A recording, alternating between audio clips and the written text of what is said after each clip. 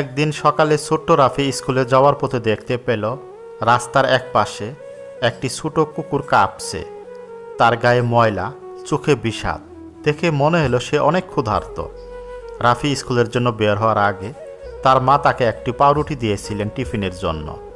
সে একটু ভাবল, তারপর কুকুরটির দিকে এগিয়ে গেল।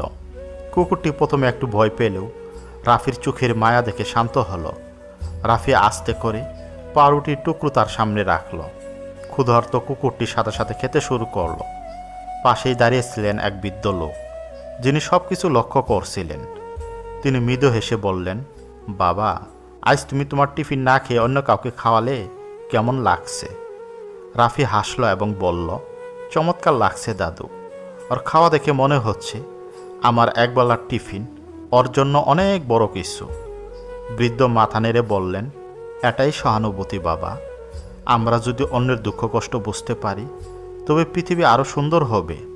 সেদিন স্কুলে গিয়ে রাফির পেট খালি ছিল, কিন্তু তার মন ছিল পূর্ণ, কারণ সে বুঝে গিয়েছিল সহানুভূতির আলো যে কারো জীবনে এক মুহূর্তের জন্য হলেও অন্ধকার দূর করতে পারে।